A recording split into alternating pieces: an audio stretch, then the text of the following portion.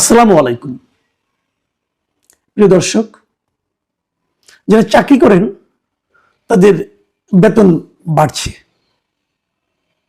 এটুকু শুনলে সবাই খুশি হবেন, তাই তো? চাকরি করি, বেতন বাড়ছে, সংসারের এখন খরচ মেটাতে খুব সহজ হবে, উপার্জন বাড়বে, এটা তো একটা ইতিবাচক খবর, তাই না? কিন্তু তারপরে তো আমরা এটাকে খণ্ড খণ্ড করে ভাগ করি। যেমন ধরেন, বেতন বাড়ছে কেবল সরকারি চাকরিজীবীদের, মানে যারা সরকারি চাকরি করেন কেবল তাদের বেতন বাড়ছে, যারা বেসরকারি চাকরি করেন তাদের বেতন বাড়ছে না, তাদের বেতন তাদের জায়গায় আছে। বেতন বাড়ছে কেন? বেতন বাড়ছে এই কারণে যে বাজারে, বিশ্ববাজারে সব জিনিসপত্রের দাম বেড়ে গেছে, মূল্যস্ফীতি যেটাকে বলি আমরা। যে এই বাড়তি মূল্যের সঙ্গে জীবনযাপনকে একটা সামঞ্জস্যপূর্ণ অবস্থায় আনার জন্যই বেতন বাড়ছে। মানে যে জিনিসটার দাম আগে 10 টাকা ছিল সেটার দাম এখন 18 টাকা হয়ে গেছে, তো বাড়তি 8 টাকা আমি কোথায় পাবো? এই জন্য সরকার আমাকে বাড়তি 8 টাকা দেবে যদি আমি সরকারি কর্মচারী হই, নতুবা নয়। এখন প্রশ্নটা হচ্ছে যে বাজারে যে দাম বাড়ছে, এটা কি কেবল সরকারি কর্মচারী যারা তাদের জন্যই বাড়ছে, নাকি যারা বেসরকারি চাকরি বাকরি করে তাদের জন্য বাড়ছে? মানে বেসরকারি যারা চাকরি করে তাদের জন্য কি আলাদা একটা বাজার, আর সরকারি কর্মকর্তাদের জন্য কি আলাদা একটা বাজার? তা তো নয়। আচ্ছা ঠিক আছে, আমরা এই প্রসঙ্গে একটু পরে আসি। আগে আমরা বেতন বাড়ার হিসাবটা একটু দেখি। পে কমিশন রিপোর্ট দিয়েছে, এই রিপোর্টটা এই সরকার খুব আনন্দের সঙ্গে গ্রহণ করেছে, মানে অন্তর্বর্তীকালীন সরকার, এবং ডক্টর ইউনূস বলেছেন একটা অসাধারণ ভালো কাজ হয়েছে, উনি এটা বলছেন। আসলে আমরা একটা অসাধারণ ভালো কাজটা একটু দেখে নিই। কিভাবে বেতন বাড়ছে? সবার বেতন ডাবলেরও বেশি হয়ে গেছে, সবার, একদম নিম্ন থেকে, মনে করেন পিয়ন, দারোয়ান, বাবুর্চি, মালি যারা ছিল তাদের থেকে শুরু করে সচিব পর্যন্ত যত লোক সরকারি চাকরি করেন সবার বেতন দ্বিগুণেরও বেশি হয়ে গেছে।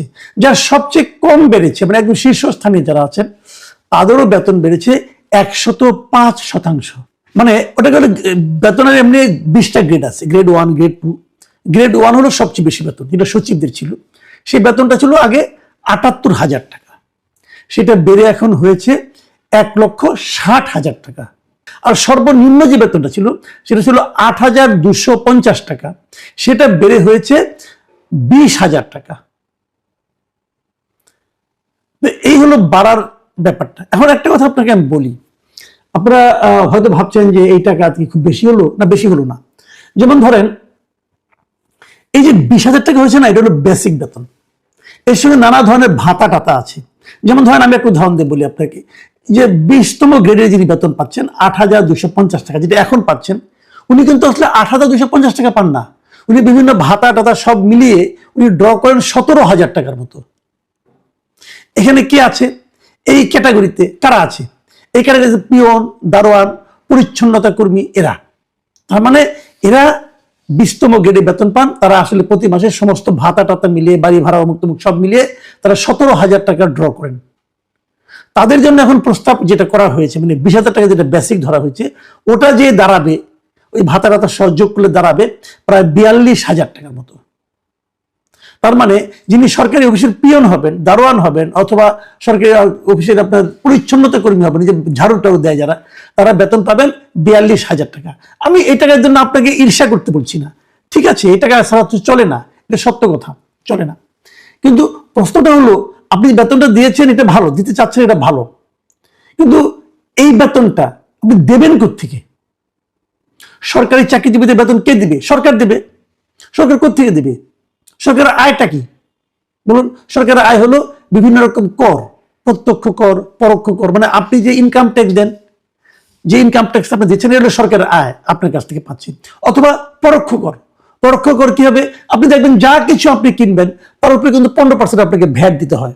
এই যে আপনি যে 2 টাকা থেকে দেয়া সেলাই কিনেন না, এখানেও কিন্তু আপনি সরকারকে 30 পয়সা দিচ্ছেন, ওখান থেকে 2 টাকা থেকে 30 পয়সা গভর্নমেন্ট নিয়ে নিচ্ছে।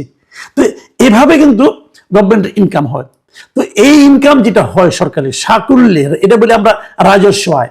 আমরা যদি রাজস্ব আয়ের কথা বলি, তো সরকারের রাজস্ব আয় যা হচ্ছে সেখান থেকে তো আপনাকে এই বেতনটা দিতে হবে, এবং সেই বেতনটা যে আপনি দেবেন, দিতে গেলে আমরা যেটা করি এখন, আমাদের যে রাজস্ব আয়টা আছে এখন আমরা যেভাবে চলি সেটা একটু বলি। ধরুন এখন আমাদের যে রাজস্ব আয় আছে, যে আমরা ইনকাম, সরকার যেটা ইনকাম করে, সেই ইনকাম থেকে 70% সরকার দিয়ে দেয় বিভিন্ন জনের বেতন এবং ভাতায়। 70%।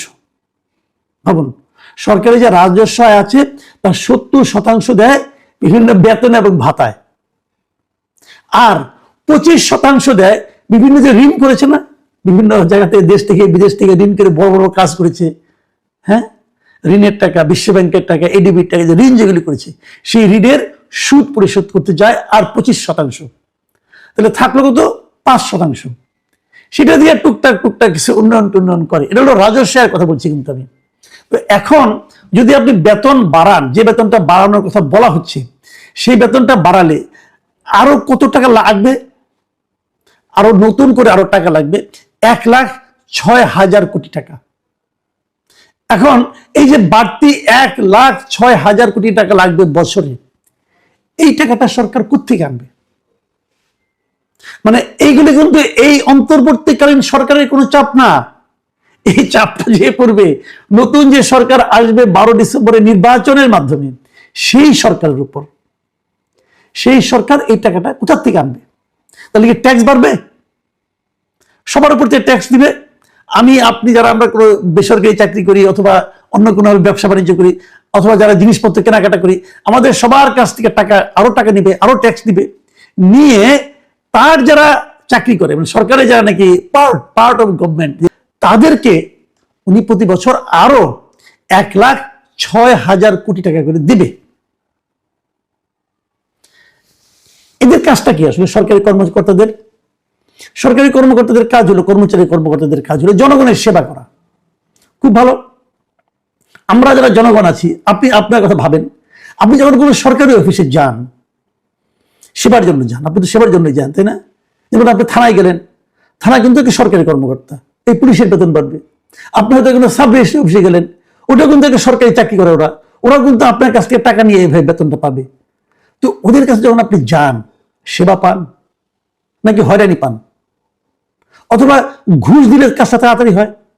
কোনো একটা সরকারি অফিসে যে সেবা পেয়েছেন, সন্তুষ্ট হয়ে এসেছেন, ঘুষ ছাড়া কাজ হয়েছে, হয়রানি এবং ভোগান্তি ছাড়া কাজ হয়েছে, এমন লোক আমাদের সমাজে কয়জন আছে?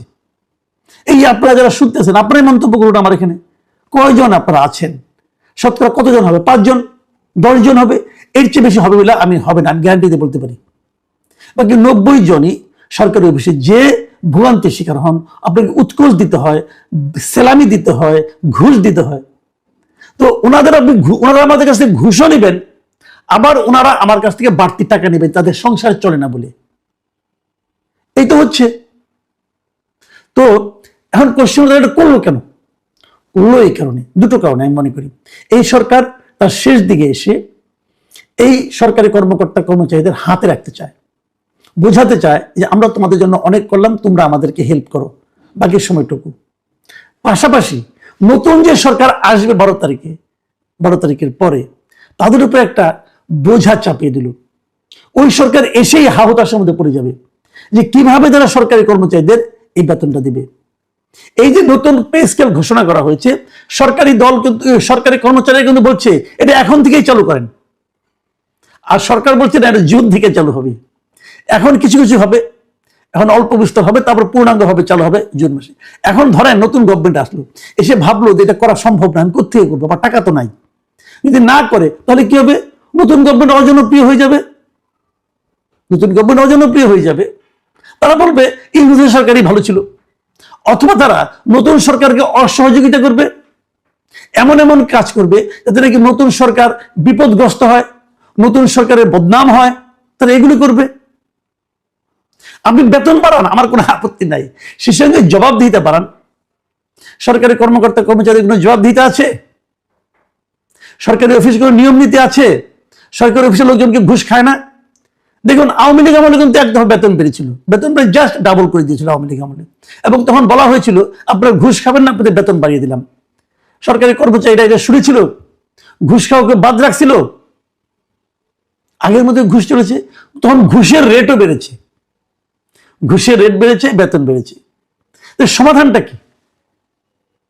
আমি তো পার্সোনালি মনে করি সরকারের সাইজ ছোট করতে হবে, সরকারি কর্মচারীর সংখ্যা কমাতে হবে। এত কর্মচারী আমাদের দরকার নাই। এরা সব মানুষ, যত কর্মচারী তত ঘাটে মানুষকে যে হোঁচট খেতে হয় এবং মানুষকে ঘুষ দিতে হয়, উৎকোচ দিতে হয়, হয়রানি শিকার হতে হয়। এটা করতে হবে। কে করবে? যে করবে সে অজনপ্রিয় হবে। এবং যেহেতু সমস্ত কিছু এদের হাতে, আসলে এদের হাতে আপনি জিম্মি হয়ে যাবেন। বিপরীত দিকে যে কথাটা আমি বলছি, যে আমরা যারা সাধারণ মানুষ আছি তাদের কি অবস্থা? তাদের কি বেতন বেড়েছে? আমি এরকম কমপক্ষে 10টা প্রতিষ্ঠান দেখাতে পারবো যারা বাংলাদেশে এই প্রতিষ্ঠানগুলোর নাম লোকে এক নামে চেনে, এরকম বড় বড় ব্যবসা প্রতিষ্ঠান, বড় বড় কমার্শিয়াল মানে এই প্রতিষ্ঠান আর কি, আমার বাণিজ্যিক প্রতিষ্ঠান, আমাদের দেশের বড় বড় প্রতিষ্ঠান, বড় বড় গ্রুপ, যাদের এখানে মাস্টার ডিগ্রি পাস করা একটা লোকের বেতন হয় 15,000, 18,000 টাকা। আমি আপনাকে উদাহরণ দিয়ে দিতে পারবো, অভাব নেই। অথবা আমার উদাহরণ দরকার নেই, আপনি নিজেরাই একটু খুঁজতেন না। যে কোনো একটা প্রতিষ্ঠানে যে বলেন যে আপনি দেখেন এন্ট্রি পয়েন্টের বেতন কত, দেখেন কত টাকা বলে। বাদ দেন এই প্রতিষ্ঠান, যত মিডিয়া আছে, আমি তো মিডিয়ায় চাকরি করেছি, যত মিডিয়া আছে মিডিয়াগুলিতে যান, খবর নেন যে একটা শিক্ষানবী মাস্টার ডিগ্রি পাস করে এসেছে, হয়তো জার্নালিজমেই পাস করেছে, সে মেধাবী স্টুডেন্ট, এসে একটা কোনো একটা পত্রিকা অথবা কোনো একটা টেলিভিশনে চাকরি করতে যাচ্ছে, তার বেতন কত টাকা ধরা হয়? 20,000 টাকা ধরা হবে কিনা আমার সন্দেহ আছে। 12,000, 15,000 এরকম ধরা হয়। তার মানে ওই যে সরকারি অফিসের মালি, ক্লিনার, পিয়ন, তাদের চেয়েও কম বেতন। আবার তারা পেনশনও পাবে, বেসরকারিতে পেনশনও পাবে না। আমার কথা, সরকার যখন একটা দেশ চালায়, সরকার কি কেবল সরকারি কর্মচারীদের সরকার, নাকি এই বেসরকারি প্রতিষ্ঠানে যারা চাকরি করেন অথবা যারা শ্রমিক আছেন তাদেরও সরকার? যদি সবারই সরকার হয়, তাহলে কেবল কেন তাদের এই সরকারি কর্মচারীদের বেতন বৃদ্ধি নিয়ে তাদের এত মাথা ব্যথা? অন্যদের কি সংসার চালাতে হবে না? অন্যরা কি একই বাজারে যাবে না? এটাই হচ্ছে একটা জবাবদিহি না থাকা সরকারি চরিত্র। যে সরকারের কোনো জবাবদিহিতা নাই, তেমন সরকারের পক্ষেই কেবল এ ধরনের আচরণ করা সম্ভব। এবং আমাদের দুর্ভাগ্য, তেমন একটা সরকার আমাদের উপর চেপে বসে আছে। তারা এই কাজটাই করতেছে যেন আগামী সরকার বিপদে পড়ে যায়। এমন একটা আওলা লাগাই দিয়ে যাচ্ছে, এই গিট্টু খোলা বড় কঠিন কাজ হবে আগামী সরকারের জন্য। কোথায় পাবে টাকা? কার কাছ থেকে টাকা নেবেন উনি? প্রিয় দর্শক, এখন এ পর্যন্তই। আল্লাহ হাফিজ।